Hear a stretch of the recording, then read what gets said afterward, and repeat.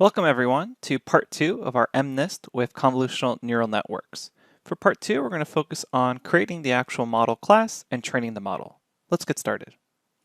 Okay, here we are at the notebook, and we're now going to implement what we talked about last time into a convolutional neural network class. So we will say class, and let's call this convolutional network, and say nn.module. And then just as before, we'll say init underscore underscore self colon, and then we'll say super open close parentheses dot underscore underscore init underscore underscore open close parentheses, and then self dot, and here we'll have the convolution layer, so we'll say convolution 1, and this will be a 2D convolution layer, so convolution 2D, and we'll pass in the same parameters we did before that we discussed, 1, 6, 3, and 1. And then what you have to kind of realize here is that PyTorch doesn't really think of the pooling layers as pooling layers that are going to go underneath this init method. Instead, we kind of treat them more as we do with the activation function. So after you pass in the input through a convolution layer and then through an activation function, you'll pass it into this pooling function. So you can kind of think of it more as a subsampling or pooling function rather than a pooling layer as far as the way we're actually going to construct this goes, which means the very next layer here will be convolutional layer number 2 as nn dot, and we'll say convolution 2D, and then let's go ahead and say 6 because we had 6 filters coming out of the first convolutional layer, and arbitrarily we choose 16. You can play around with that number, and then 3 and 1. So lots of different numbers you can play around with here actually. And after this, we'll have a couple of fully connected layers. So we'll say self, fully connected layer number 1, nn.linear, and here we say 5 times 5 times 16, as we previously discussed, and then we're going to say 120. Again, that's kind of an arbitrary choice as far as how many flattened out neurons we want. And then typically what we see in convolutional neural network architectures is you gradually start to go down, or at least keep the same number of neurons as you go towards the output layer. So we can say the next fully connected layer will be nn.linear, and it'll receive those 120 inputs. And let's go to 84 here, start reducing them. And let's have our final output layer, fully connected 3, is equal to nn.linear. And then we take in those 84, and then we'll say 10.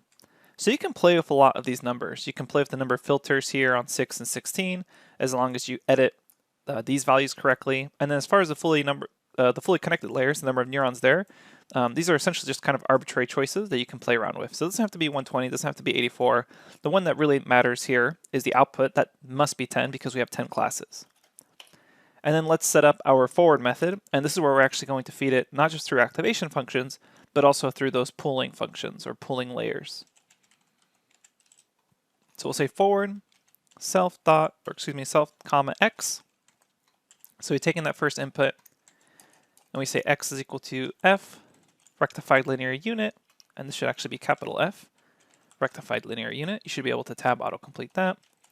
And then we'll pass in that first convolutional layer, and then we pass in x. So we take our very first input, pass it through the convolutional layer, and then pass that through the rectified linear unit activation function.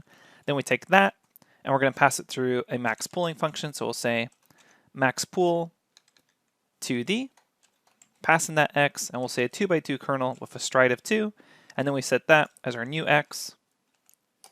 And we're going to repeat that one more time, except for the next convolutional layer. So I'll simply copy this and paste it and switch this from convolution 1 to convolution 2. Okay, so basically kind of repeating this for both convolutional layers, and then we have these final linear layers. So we first have to review this as flattened out in order to feed it into that layer. So again, we talked about viewing it in that flattened out shape. So what we'll do here is, in fact, we can just copy this. We'll say x.view minus 1, 16 times 5 times 5. So copy that. We'll say x is equal to xView, and I'll make this a capital X here. And -1, the reason we keep it -1 is so that we can vary the batch size.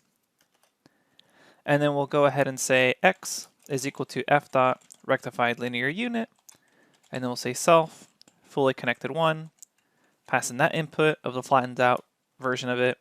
Then we'll say x is equal to f, rectified linear unit, self dot fc2, pass in that x, and then finally, over here at the bottom, we'll say x is equal to self dot fc3, pass in that x, and the last activation function we do is actually a softmax. So we'll say return f dot logarithmic softmax, and we pass in x, and we specify dimension is equal to 1. Okay, so we run that. Let's go ahead and create our model, or an instance of this. So we'll say torch is equal to manual seed. You can choose any manual seed value you want, but if you want to get the same results I do, I'm going to arbitrarily choose 42 as my number. So we'll say model is equal to convolutional network, and then let's go ahead and call model. So run that, make sure you get the same results as you see here. If you get some sort of typo or error, it means you committed an error up here in this cell, so go ahead and copy that from the notes in case you do have an error there. Now something we kept talking about is that the convolutional neural network, along with these pooling layers, it should be able to decrease the number of parameters we need. So let's go ahead and see if that's true. Recall, for artificial neural network, we were looking at something like 100,000 parameters.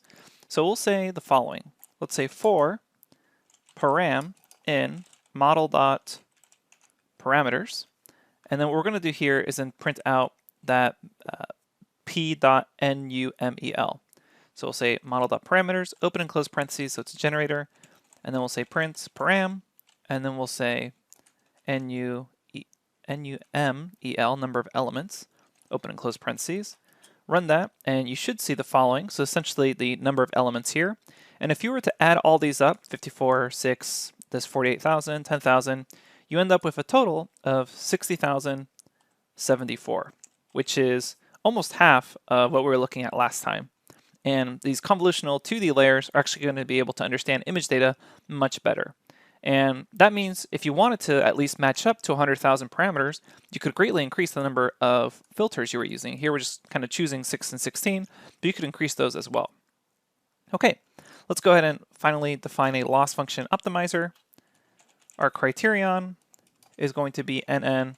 Since this is a multi-class classification, we're going to use cross-entropy loss. And our optimizer, as discussed in the theory lectures, we'll go ahead and use the atom optimizer. Atom, pass in the model parameters. And for the learning rate, after a little bit of experimentation with this, I noticed that learning rate of 0.001 was pretty good. So I'll go ahead and choose that. Again, that's something you can always play with. The smaller the learning rate, that means gradient descent is going to take longer, which means that your training time will be more.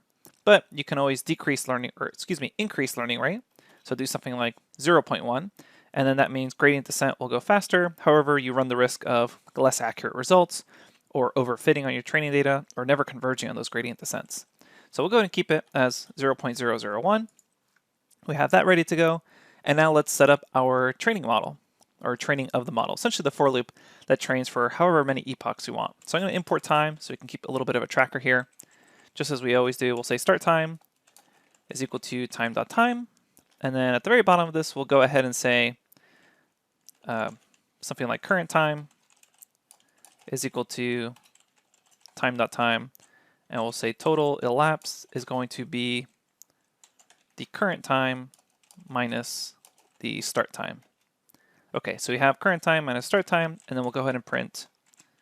Let's use a little bit of F formatting here. We'll say training took, and I'm going to take that total, divide it by 60 because it's in seconds, and then I can report it back in minutes. So here we have training took some number of minutes. So now we just need to fill up this code. So we'll kind of expand this, give ourselves a little bit of room here. I'm going to have a bunch of variables up here, essentially trackers, and then we'll have a for loop for my epochs, and then we'll run the training batches, and then we'll also run the test batches. So we'll do a little bit of, running train, and then we'll do our test. So let's go ahead and set up those variables. I'm going to say epochs is 5. You actually get really good results after just even like 3 epochs, but we'll go ahead and do 5 epochs. And then I'm going to make a couple of trackers here so we can plot these out later. We'll say train losses, test losses, and this should feel familiar given what we did already for the ANN for the MNIST data set. Kind of almost the same thing here. Train correct, and then test correct. Just keeping track of how many we get correct. And we're feeding in right now again, both training and test at the same time. We won't let the test loss actually affect our updating of the biases and weights. Then we'll say for I in range of epochs. So for every epoch, what are we going to do? We'll go ahead and keep track of how many we got correct on both training and test sets. So I'll say my training correct starts off as 0. My test correct starts off as 0. And then let's go ahead and run our training batches. So let's iterate through this. We'll say for batch, and then xtrain, comma, ytrain in enumerate train loader. What we'll do here is we'll first say b is equal to b plus 1, and that way we kind of start our batches counting at 1. And then we apply the model, so I'll get my predicted values off that training set, essentially take your model and pass in your X training features. So notice what's really cool here is I don't need to flatten this out. I'm actually feeding in the 2D image data because the convolutional neural network, the very first layer it sees is something that expects 2D data. So that's what's really cool about the convolutional neural network. There's no longer a need to flatten out these image data points, and that's really nice because now we get to keep that 2D information, or those 2D relationships. So we get our Y predicted values off the model. Well, what's next? Well, let's figure out how off they are. We say loss is equal to criterion, pass in our Y prediction, and compare it to the correct answers in Y train, and then we get our loss. And then we're going to tally the number of correct predictions. We say predicted is equal to torch.max ypred.data, comma 1, and we have to index off that first point. That essentially, whoops, make sure I write max, not MAC. There we go. And then we'll say batch correct. So essentially how many we got correct off this batch is equal to where the predicted points are equal to the training points, and then we're going to sum that up because of the way we treat booleans. So essentially it's going to be trues or falses in here, and if you take the sum of those, it'll treat the trues as a 1 and the false as a 0. So essentially all the ones, or where the predicted matches up with the Y training values, those will all be true. So we sum those up, we get how many we got correct on that batch, and then the total number we get correct during training, we're going to just keep count during those batches. So we keep adding in that batch correct. Okay, so we have that going on. Next what we're going to do is we have to update our parameters. So the way we do that is we simply here say optimizer 0 grad. So find that 0 gradient, and then we say loss backward, and then we'll say optimizer step, just as we've always done. And if you want, you can print out some intermediate results here. Really not intermediate, but interim results. So we can say if maybe for every like 600 batch or so. So if batch mod 600 is equal to 0, that's part of the reason why we add 1 to b, so this math kind of works out. We'll say go ahead and print, and let's just print out some information. Let's print out what epoch we're on. So I'll say print off epoch I, print out the batch we're on, so we'll say b, and then let's go ahead and then print out the current loss. So loss will be, should be loss. So we'll say loss, and then we have items, so we can actually print it out. And if you want, you can also calculate accuracy and print that out, but we'll go ahead and just print out the loss. And then what we're going to do is, and make sure you kind of keep track of where my indentation is. It's really easy to make a typo here, mess up the indentation.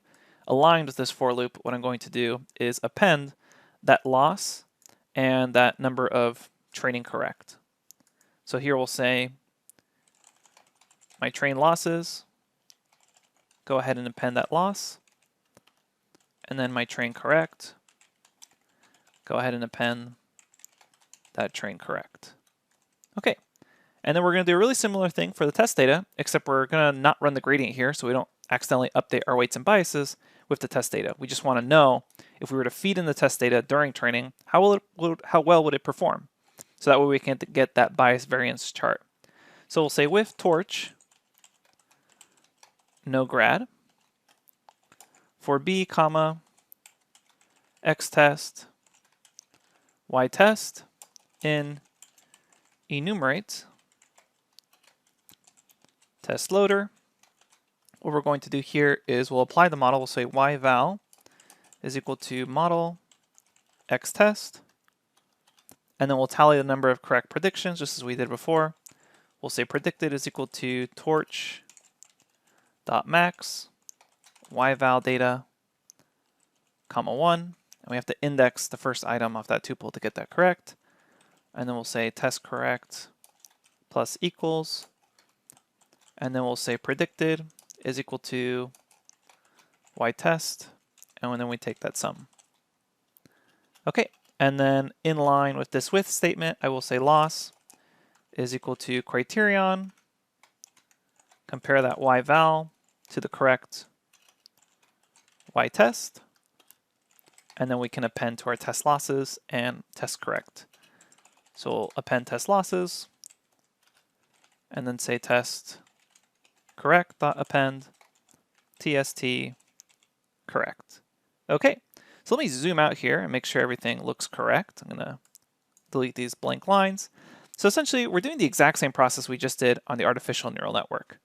So we keep track of our time, have these trackers here, and as I keep mentioning, these trackers are technically not needed. The training would happen whether or not you track the loss, but it is convenient to track the loss that we can plot it out. And we're tracking even more things than we really need to. I'm tracking things like how many we got correct per batch, which again, not necessary for the training to actually occur. In fact, the training just pretty much occurs with these 2 lines along with these 3 lines. That's really all you need for the training. But it's nice to keep track of this sort of how many correct did I get per batch? How many correct did I get per training set? How many correct did I get per epoch, etc. So lots of information here, and you might as well record the information because training can take so long, it's kind of impossible to go back and then have to wait maybe another half hour or an hour for this whole thing to keep training to get that data back again. Okay, so let's go ahead and run this and make sure we're getting good results here. So I'm going to run that in order to make sure that we didn't have any indentation error. So if you start seeing epoch 0, batch 600 loss, and you see another one at 1200, so another 600 points have gone through, that looks good.